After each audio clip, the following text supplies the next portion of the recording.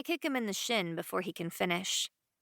It's effortless, the rapport between us, like falling asleep on a rocking ship, like waking up at sunrise. I want to sink into it, to let the quicksand of him absorb me. But it isn't so simple anymore. Not since she returned. Would you two please stop giggling in the face of our impending death? Finn whispers from the end of the gallows. Your impending death, dear brother, Lukas says breezily. The gallows don't work as well on us Machawi. He winks at me, and even that small eye contact is enough to send tiny volts of electricity dancing through my stomach. He looks quickly away, but the feeling doesn't vanish. In fact, it seems to strengthen, to tighten. This sensation is a familiar one. I felt it the very first time I met Lukas. At first, I thought it was a warning, an indication of his danger. When I learned we were both Machawi, I figured it was magic, that all witches experience the same sensation. But I've touched other Machawi since then, and it never happened again. Only with him. I've spent enough time with Lukas now that I'm accustomed to this feeling, to the rush of it, the crack and sizzle, like a sudden flame, like a strike of lightning across the sky. I know how it moves through my body, how it awakens color and warmth in parts of me that I never even knew existed. It should not be capable of surprising me anymore. But this time is different. The sensation doesn't confine itself to inside my body. It seems, there's no other way to describe it, to reach out of me, to form an invisible current in the empty water between Lukas and me, like a thickly coiled, vibrating rope that no one can see, no one can hear, no one can feel but me.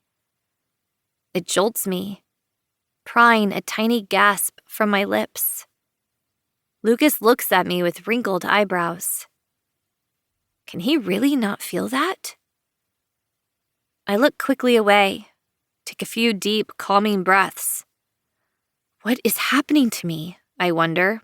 Did I accidentally cast a spell connecting Lukas and me? No, I reason. No, I've never heard of magic like that before. What I'm feeling is just the deep-seated attraction that runs between us. Yes, that must be it. For now, I can accept that. To distract myself from the impossible sensation still vibrating between Lukas and me. I crane my head back, taking in the rope that extends up from the knot at the back of my neck. It's 5 or 6 feet high and attached to the bottom of an enormous balloon. If I look to the right and left, I see dozens of these same balloons, all floating above a member of Mayoki's crew. If I look down, I see the rope tied around our ankles, which connect to heavy metal weights, keeping us from floating away. At the sound of the execution gong, the King's Guard will sever the loops around our ankles, at which point we will race toward the surface, toward the air, toward death. Out of habit, I mentally feel down my legs for the weight of my mother's daggers, which rest where they always do, strapped to my thighs inside twin leather holsters. I'm mildly surprised that the King's Guard didn't check the crew for weapons before lugging us up onto the gallows. But, I suppose, bound as our arms and legs are by anti-magic ropes, that the daggers, sabers, boning knives, filleting knives, cutlasses, hand grenades, smoke bombs, and sundry rocks and throwing stars kept in the pockets of most pirates have now been rendered useless. To my right, the Mason brothers are still arguing. It doesn't matter if you're Machawi, you'll still die. Finn hisses at Lukas over the droning voice of the executioner. Just not as quickly as I will. If the balloon carries you up high enough after you breach the surface. No one is dying, Mayoki says, cutting him off. I have everything under control. Right.